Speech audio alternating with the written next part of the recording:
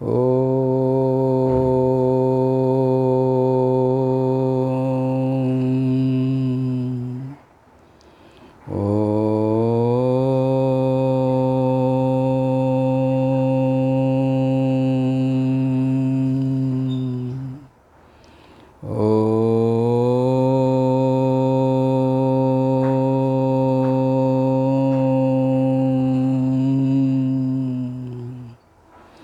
ब्रह्मानंदं परमसुखदं केवलं ज्ञानमूर्तिं द्वन्द्वातीतं गगनसदृशं तत्त्वमस्यादिलक्ष्यम् एकं नित्यं विमलमचलं सर्वधी साक्षिभूतं भावातीतं त्रिगुणरहितं सद्गुरुं तं नमामि। सर्वमंगलमांगल्ये शिवे सर्वार्थसाधिके शरण्ये त्र्यंबके गौरी नारायणी नमोस्तुते। वक्रतुंड महाकाय सूर्यकोटि समप्रभ निर्विघ्नं कुरु मे देव सर्वकार्येषु सर्वदा। गुरुर्ब्रह्मा गुरुर्विष्णु गुरुर्देवो महेश्वरा गुरु साक्षात् परब्रह्म तस्मै श्री गुरवे नमः तस्मै श्री गुरवे नमः तस्मै श्री गुरवे नमः। सर्वांना रामकृष्ण हरी। मी किसन महाराज चौधरी पसायदान यूट्यूब चॅनलवरून आपण बरेचसे उपक्रम ऐकलेत आणि त्या उपक्रमामध्ये आपण उत्स्फूर्त अशा प्रकारचा प्रतिसाद दिला, त्याबद्दल सुरुवातीलाच आपल्या सर्व श्रोत्यांना मी मनापासून धन्यवाद देतो। आपला चॅनल सुरू होऊन जवळजवळ 1 वर्ष झालं।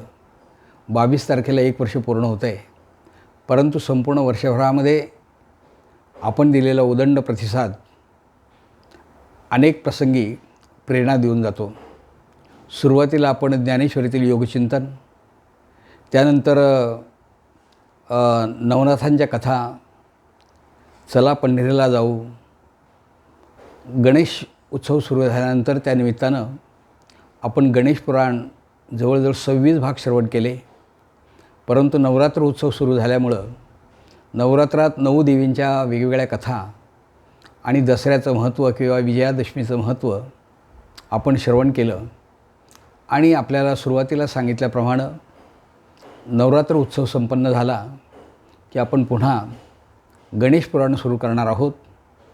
अगदी गणेश पुराणाचे 3-4 भागच आपण ऐकल्यानंतर पुन्हा आपण जाऊ संतांची या गावा अशा प्रकारचा उपक्रम एक सुरू करत आहोत।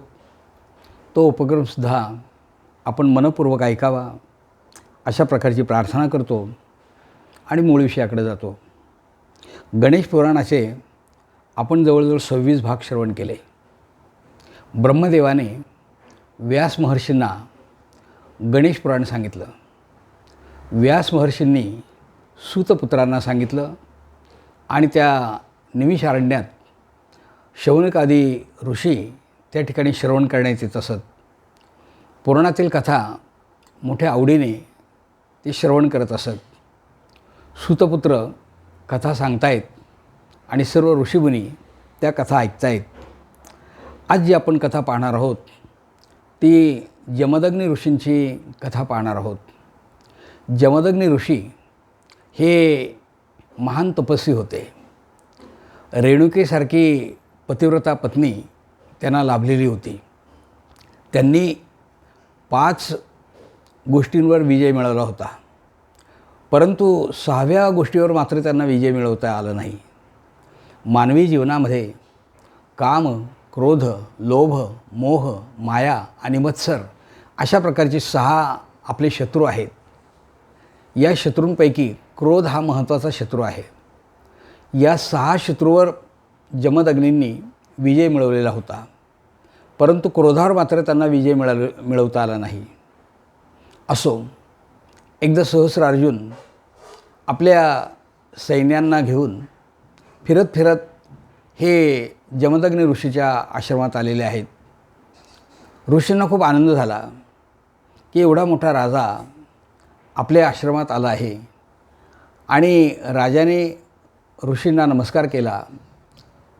ऋषींनी पण राजाचं स्वागत केलं आणि दुपारची वेळ झालेली होती, म्हणून जमदग्नीने सांगितलं की महाराज, आमच्याकडे आज तुम्ही भोजन करून जा। भोजनासाठी आग्रह केला, परंतु तत्पूर्वी आश्रमामध्ये गणेशाचं दर्शन घ्या स्नान करा, गणेशाचं दर्शन घ्या आणि मग आपण भोजन करा. सहस्रार्जुनाने सांगितलं की ऋषीवर, माझ्या समवेत खूप मोठं असं सैन्य आहे आणि त्यांना सोडून मी एकट्याने भोजन करणं हे बरोबर वाटत नाही. पुन्हा केव्हा तरी भोजन करण्यासाठी मी आपल्याकडे येईल. परंतु जमदग्नीने सांगितलं की किती जरी तुमचं सैन्य असलं तरी त्या सैन्यांना भोजन मी देऊ शकतो आणि यथेच्छ अशा प्रकारचं भोजन देऊ शकतो. तुम्ही फक्त नदीवर जा, स्नान करून या आणि तोपर्यंत सगळं जेवण तयार असेल. राजा आपल्या सैन्याने घेऊन स्नान करण्यासाठी गेला. जमदग्नी आणि रेणुका यांनी कामधेनूची प्रार्थना केली. कामधेनू प्रगट झाली आणि कामधेनूवर आपली कामना या दोघांनी व्यक्त केली की सहस्रार्जुन राजा या ठिकाणी येत आहे. समवेत खूप सैन्य आहे. त्या सर्वांची भोजनाची व्यवस्था आपल्याला करायची आहे. कामधेनूने त्यांना आश्वासन दिलं, सर्वांची जेवणाची सोय होईल. थोड्याच वेळात त्या ठिकाणी मंडप उभारले गेले.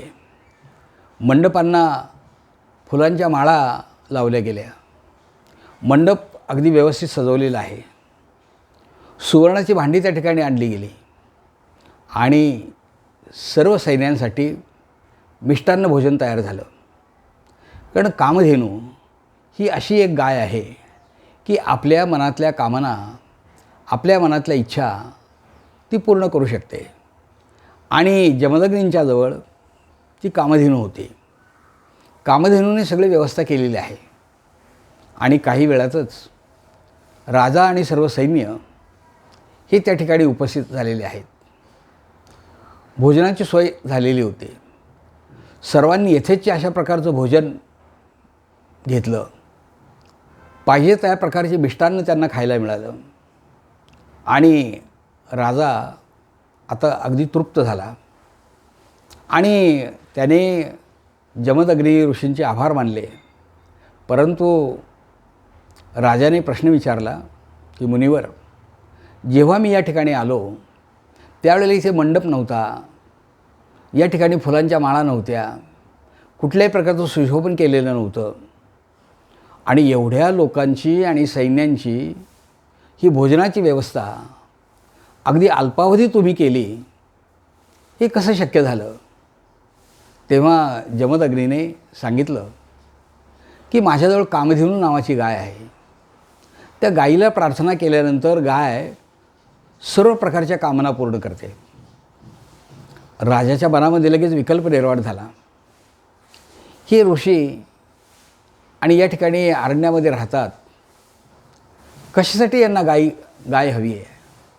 अशा प्रकारची गाय आपल्याजवळ पाहिजे होती. आणि तो जमदग्नींना म्हणाला की तुम्ही अरण्यात राहणारे ऋषी मंडळी, खरं तर तुम्हाला भोग हा वर्ज्य असतो, त्याग करायचा असतो, तुमच्या आवडीच्या गोष्टींचा त्याग तुम्ही करायचा असतो. तेव्हा जमदग्नी ऋषींनी विचारलं, राजा तुला म्हणायचं तरी काय? तेव्हा सहस्रार्जुनाने सांगितलं, तुझी गाय तुम्हाला देऊन टाक. तेव्हा जमदग्नीने सांगितलं, गाय मात्र मी तुला देणार नाही. राजा म्हणाला, मी ऐश्वर्यसंपन्न अशा प्रकारचा राजा आहे. ती गाय जर माझ्याजवळ असेल तर मी माझ्या कुटुंबातल्या सगळ्या इच्छा पूर्ण करू शकतो आणि पाहिजे ती गोष्ट माझ्या मनात आली की ती मिळू शकतो. तू जरी मला गाय तशी दिली नाहीस तरी ती काढून घेण्याचं सामर्थ्य माझ्याजवळ आहे. तेव्हा जमदग्नीने सांगितलं, माझा प्राण गेला तरी हरकत नाही, पण ती गाय मात्र मी तुला देणार नाही. शब्दाने शब्द वाढत गेला आणि जमदग्नीचा एका दिव्य बाणाने त्यांनी वध केला. जमदग्नी त्या ठिकाणी संपला. रेणुकेला खूप दुःख झालं. रेणुका जेव्हा ती समोर आली त्यावेळेला आपल्या पतीच्या निधनाचं दुःख तिला झालं. रेणुका त्या सहस्रार्जुनाला बोलू लागली. तेवढ्यात सहस्रार्जुनाने आपल्याजवळचे 21 दिवे बाण काढले आणि तिच्या शरीरावर सोडले आणि तिच्या शरीराची क्षत केली.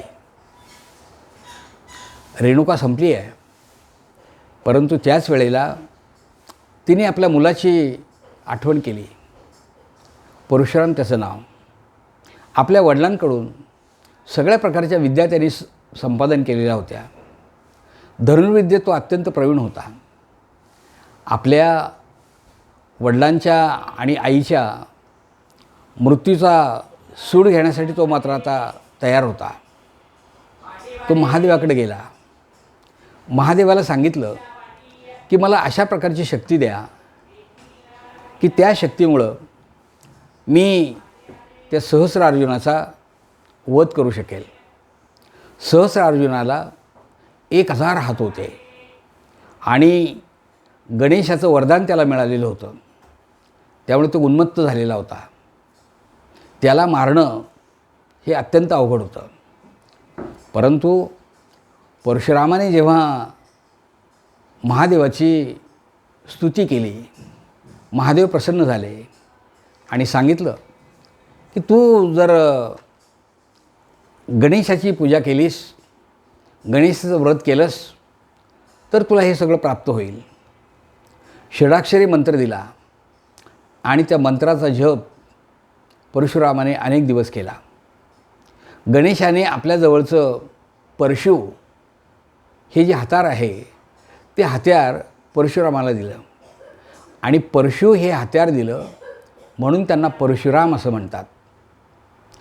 परशुरामाने त्याचे 2 हात फक्त शिल्लक ठेवले सहस्रार्जुनाचे आणि उरलेले हात सगळे आपल्या शस्त्राने कापून टाकले